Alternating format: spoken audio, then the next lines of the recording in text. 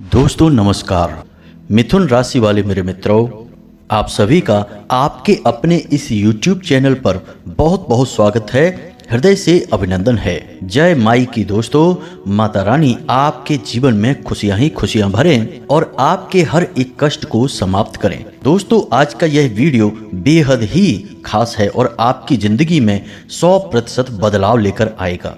दोस्तों आपके जीवन में लंबे समय से जो परेशानियां चली आ रही हैं, उन संपूर्ण परेशानियों का आज का यह वीडियो नाश कर देगा, क्योंकि आज हम आपको एक ऐसी वस्तु के बारे में बताने जा रहे हैं जिसे आपको चुपचाप बिना किसी को बताए एक विशेष विधि के साथ अपने पूजा घर में लाकर छुपा देना है। बस एक बार आपको यह कार्य करना है, उसके बाद आपके घर में बरकत दिन दूनी रात चौगनी बढ़ेगी। रुपए पैसे ऐसे खिंचे चले आएंगे जैसे कि लोहा चुंबक को देखकर खिंचा चला आता है। जी हाँ दोस्तों, माता लक्ष्मी आपके घर में हमेशा हमेशा के लिए निवास करने लगेंगी।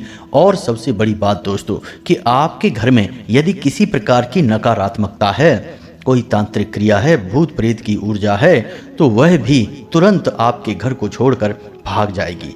इस एक चीज में इतनी अधिक सकारात्मक ऊर्जा है कि यह आपके घर को पूरी तरह से शुद्ध कर देगी, साफ कर देगी।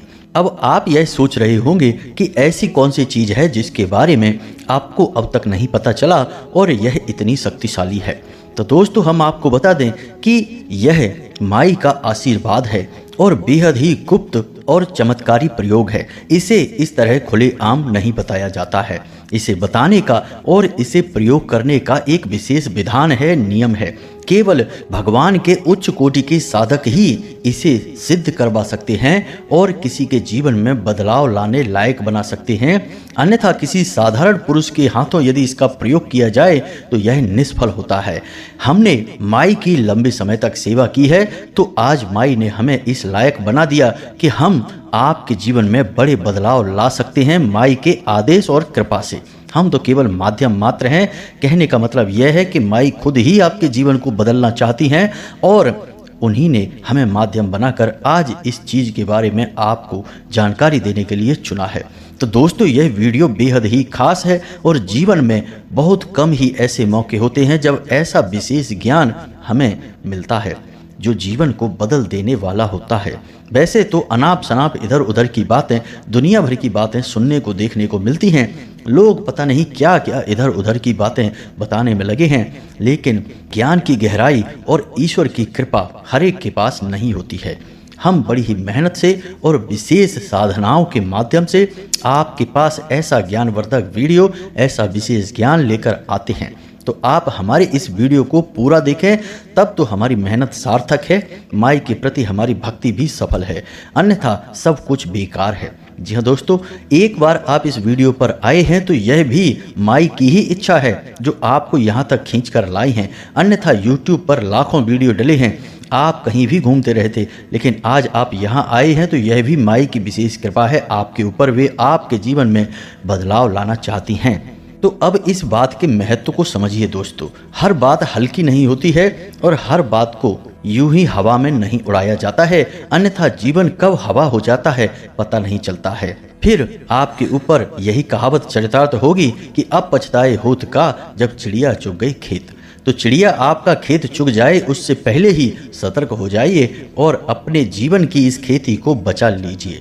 उम्मीद है दोस्तों कि हम जो बातें आपसे कह रहे हैं, आप हमारे भाव को समझ रहे हैं और हमारी मेहनत की इज्जत कर रहे हैं, सम्मान कर रहे हैं। तो आप इस वीडियो को पूरा देखेंगे। तो चलिए दोस्तों आज के इस विशेष वीडियो की शुरुआत करते हैं, लेकिन इससे पहले माई को आभार तो व्यक्त करना ही पड़ेगा, अन्यथा सब कुछ बेकार हो जाएगा। तो माई को आभार करेंगे, कमेंट बॉक्स में एक बार नहीं 3 बार लिखना, जय माँ भद्रकाली कृपा करो। माई की आपके ऊपर पूरी कृपा होगी, हमें पूर्ण विश्वास है। हम भी माई से दिन रात यही कामना करते हैं कि हमारे हर एक व्यूअर, हर एक सब्सक्राइबर जो हमारे परिवार के सदस्य हैं, इन्हें कहीं भी किसी भी प्रकार की तकलीफ नहीं होनी चाहिए। इनके जीवन के हर एक कष्ट को हे माँ तू हर ले। बस यही हमारी माई से कामना होती है। दोस्तों, आप अपने जीवन की मूल समस्या, अपना नाम और अपना स्थान भी कमेंट बॉक्स में अवश्य लिखकर भेजें। शनिवार के सर्व मनोकामना पूर्ति हवन में हम आपके नाम की आहुतियाँ करवा देंगे और आपके नाम की अर्जी माई के दिव्य दरबार में लगा देंगे। इससे आपके जीवन की हर तकलीफ माई की तकलीफ हो गई, फिर माई जाने और आप जाने। और एक बार जो बीड़ा माँ ने उठा लिया उसे तो माँ फिर पार लगा कर ही मानती हैं। बड़े बड़ों का, अच्छे अच्छों का उद्धार हो गया तो आपकी क्यों नहीं सुनेगी माई। तो आप माई पर पूरा भाव बनाकर रखें। इसी के साथ साथ दोस्तों, माई के इस तुच्छ दास का आपसे एक छोटा सा निवेदन और है कि आप यदि हमारे चैनल पर पहली बार आए हैं तो आप इस चैनल को सब्सक्राइब करके बगल में जो घंटी का निशान है उसे भी अवश्य दबा ही दें। इससे आप हमारे और माई के इस दिव्य परिवार के सदस्य बन जाएंगे। फिर जो भी पूजा पाठ, अनुष्ठान, क्रिया विधि जो भी कुछ होगा, सबका कुछ न कुछ हिस्सा आपको अवश्य प्राप्त होगा, क्योंकि परिवार के सदस्यों की तो पहले सुनी जाती है और हर कार्य में उनका हिस्सा होता ही है, तो दिव्यता आपको भी हासिल होगी। जी हाँ दोस्तों, तो चलिए चैनल को सब्सक्राइब करिए, फिर आगे बढ़ते हैं। दोस्तों, अब हम जो आपको बताने जा रहे हैं उस हर एक बात को आप ध्यान से समझना और इन बातों की गहराई को जानकर अपने जीवन में उतारने की कोशिश करना। एक एक बात आपके जीवन के लिए बेहद ही महत्वपूर्ण है, तो पूरे ध्यान के साथ वीडियो को देखें। दोस्तों, हर एक चीज़ की अपनी एक खास ऊर्जा होती है और उस ऊर्जा के प्रभाव से इंसान के जीवन में परिवर्तन आते हैं। कभी कभी ऊर्जाएं सकारात्मक होती हैं तो जीवन में अच्छे परिवर्तन आ जाते हैं। नकारात्मक ऊर्जाएं होती हैं तो जीवन में भी नकारात्मक घटनाएं घटना शुरू हो जाती हैं। जी हाँ दोस्तों, आपने अक्सर ऐसा देखा होगा कि आप अपने घर में कोई ऐसी चीज लेकर आए जिससे कि सकारात्मक ऊर्जा उत्सर्जित हो रही है और फिर आपके जीवन में शुभ घड़ियां आनी शुरू हो जाती हैं। जी हाँ दोस्तों, जैसे आप कोई शंख खरीद कर ले आए, जैसे कि आप कोई रुद्राक्ष ले आए या फिर कोई रत्न या भगवान की कोई विशेष तस्वीर वगैरह आप लेकर आए और आपने उसे अपने घर पर सही स्थान पर स्थापित कर दिया या फिर स्वयं धारण कर लिया पूरी विधि विधान के साथ, तो आप देखेंगे कि आपके जीवन में शुभ घड़ियों की शुरुआत हो जाती है, परिवर्तन आने शुरू हो जाते हैं। ठीक दोस्तों, इसका उल्टा भी कभी कभी होता है। हम अनजाने में कुछ ऐसी चीजें अपने घर में ले आते हैं जिनके नकारात्मक प्रभाव होते हैं और फिर जीवन में नकारात्मक घटनाएं घटनी शुरू हो जाती हैं और फिर आप यह विचार करते हैं कि आखिर ऐसा जीवन में क्या हो गया कि जीवन में जो सब कुछ अच्छा हो रहा था अचानक सब बुरा बुरा होना शुरू हो जाता है। कभी कभी दोस्तों, लोग नकारात्मक चीजें जानबूझकर किसी के घर में रखवाते हैं, कुछ ऐसा गिफ्ट दे देते हैं, कुछ ऐसी चीजें उपहार में आ जाती हैं जो कि जीवन में नकारात्मकता लेकर आती हैं। अब नकारात्मक चीजों के बारे में आपको ज्ञान इतना होता नहीं है, क्योंकि सकारात्मक चीजों के बारे में तो हर कोई बातें बताता है, लेकिन नकारात्मक चीज़ें कौन सी हैं जो जीवन में विनाश लाती हैं, नकारात्मक घड़ियों को लेकर आती हैं, उन चीज़ों के बारे में लोगों को अक्सर बहुत कम ज्ञान होता है।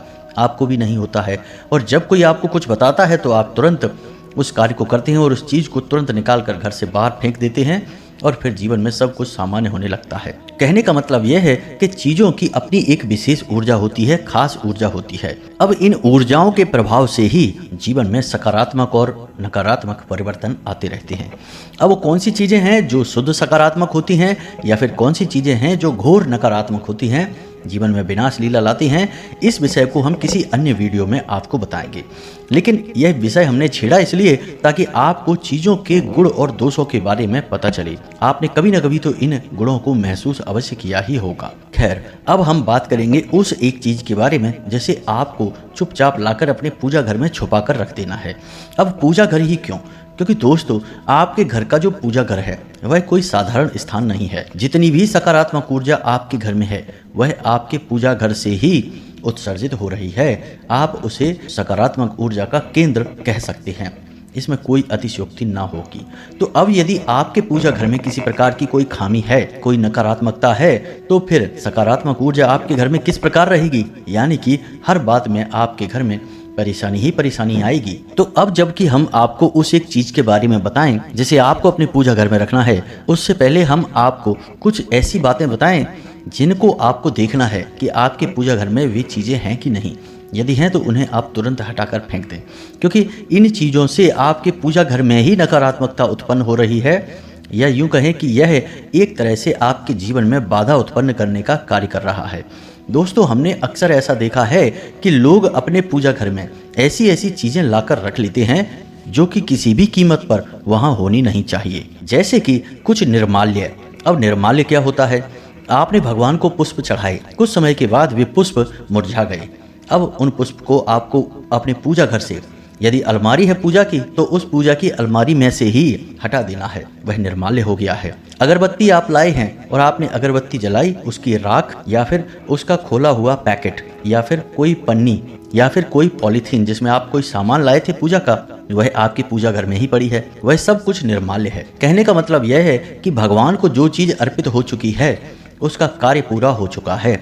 अब भगवान ने उसे स्वीकार कर लिया, अब उसके बाद वह निर्माल्य है, अब उसे वहां नहीं होना चाहिए। अब चाहे वह कुछ भी हो, चाहे वह धूप बत्ती है, पुष्प हैं, मालाएं हैं, या फिर जो भी चीज आपने भगवान को चढ़ाई, प्रसाद ही क्यों न चढ़ाया हो, अब जब आप वो प्रसाद चढ़ा चुके हैं तो अब वहां से आप उसे हटा दीजिए। भगवान ने उसकी ऊर्जा को ग्रहण कर लिया है, अब वह जो वहां पर पड़ा है वह भगवान के द्वारा ग्रहण किया जा चुका एक निर्माल्य है। अब उसे वहां से आपको हटाना ही होगा, अन्यथा वह नकारात्मकता को उत्सर्जित करेगा।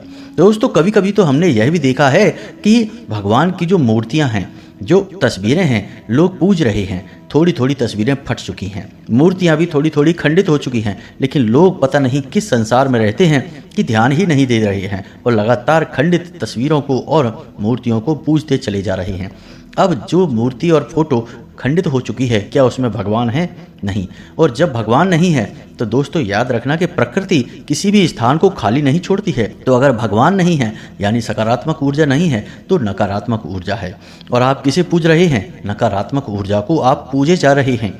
फिर आप कहेंगे कि आपके जीवन में इतनी अड़चनें क्यों आ रही हैं, घर में क्लेश क्यों हैं, बीमारियां क्यों हैं, पैसे को लेकर परेशानियां क्यों हैं, मेहनत करने के बाद भी नतीजे प्राप्त क्यों नहीं हो रहे हैं? क्योंकि आप बहुत बड़ी गलती कर रहे हैं। आप भगवान की तो पूजा कर ही नहीं रहे हैं, आप तो किसी नकारात्मक शक्ति की पूजा कर रहे हैं। भगवान तो आपके घर से जा चुके हैं क्योंकि आपने खंडित फोटो की या खंडित मूर्ति की पूजा कर ली। तो अब आपका पहला धर्म है कि जो खंडित तस्वीर या मूर्ति है वह भी निर्माल्य हो चुकी है, उसे भी आप अपने पूजा घर से निकाल कर बाहर कर दें। इसी प्रकार दोस्तों, लोग जिस कपड़े से पोंछा लगाते हैं, भगवान की तस्वीरों को पोंछते हैं, उस कपड़े को भी वहीं पड़ा छोड़ देते हैं पूजा घर में या पूजा की अलमारी में, उसे भी वहाँ से हटाइए। लेकिन इन सबसे बड़ी बात दोस्तों कि लोग अपने पितृ पूर्वज यानी कि जो अभी संसार में नहीं हैं, उन पुरखे पूर्वजों की तस्वीरों को पूजा घर में रख देते हैं।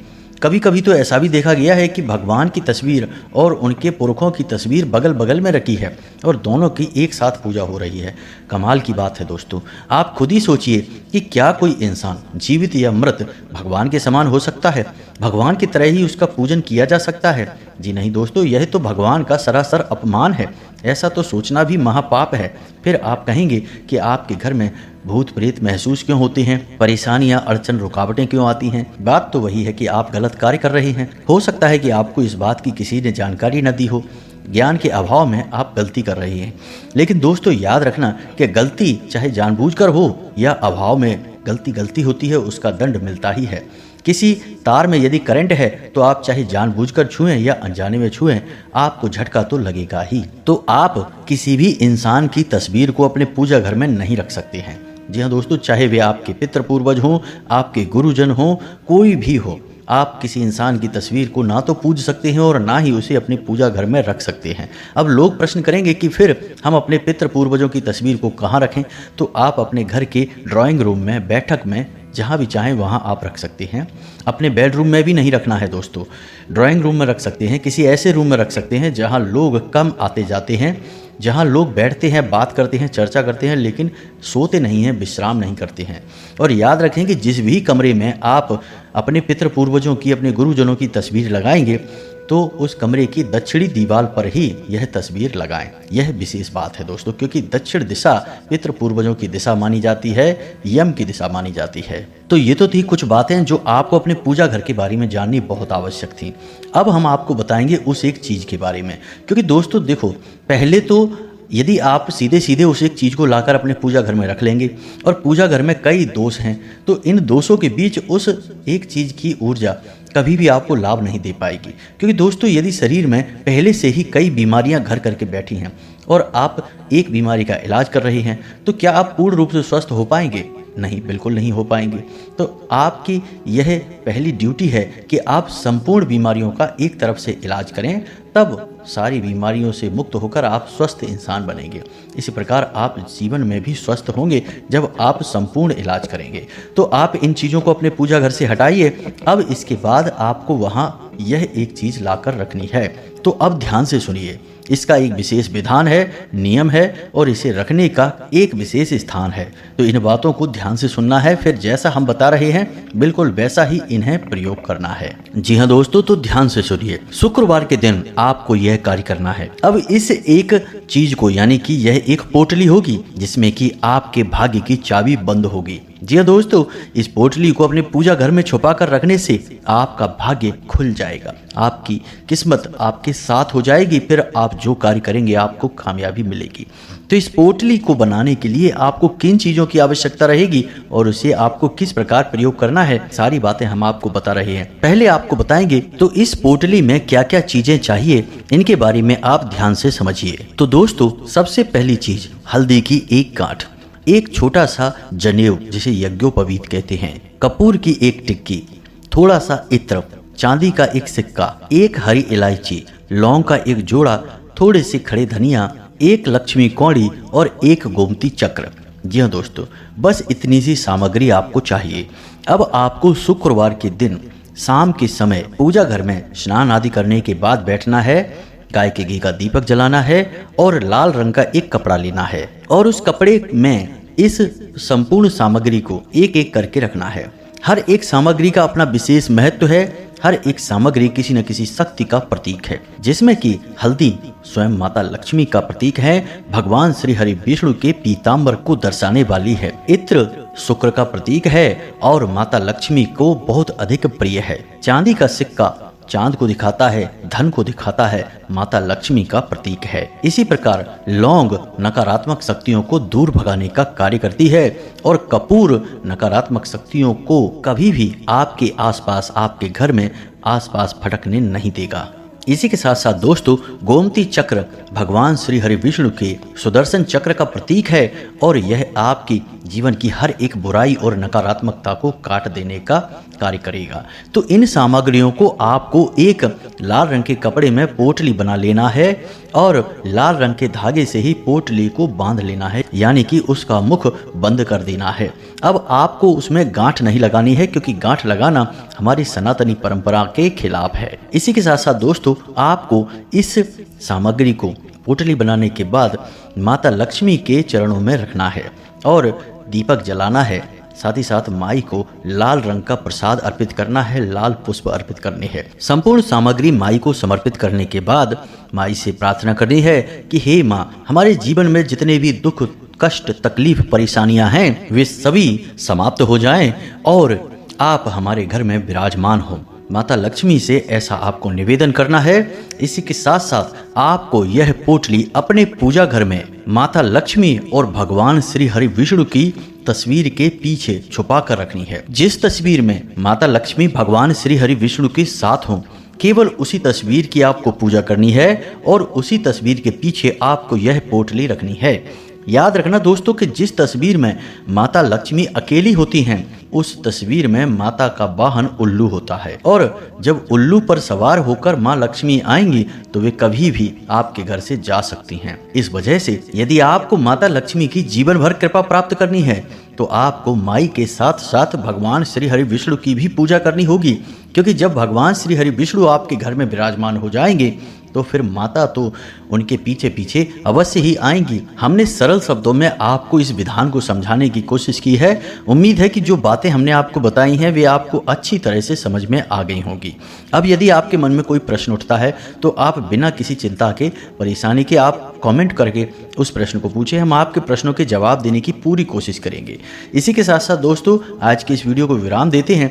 कमेंट में पूरे भक्ति भाव के साथ जय माँ भद्रकाली कृपा करो, जय माता लक्ष्मी कृपा करो अवश्य लिखना। माँ भद्रकाली और माता लक्ष्मी आपके ऊपर निश्चित कृपा करेंगी, आपका जीवन धन्य होगा, सुखमय होगा। हम भी माई से कामना करेंगे कि आपको हर एक सुख प्रदान करें। इसी के साथ साथ दोस्तों, आज के इस वीडियो को विराम देते हैं। मिलते हैं अगले ज्ञानवर्धक वीडियो में, तब तक के लिए धन्यवाद। जय माता की।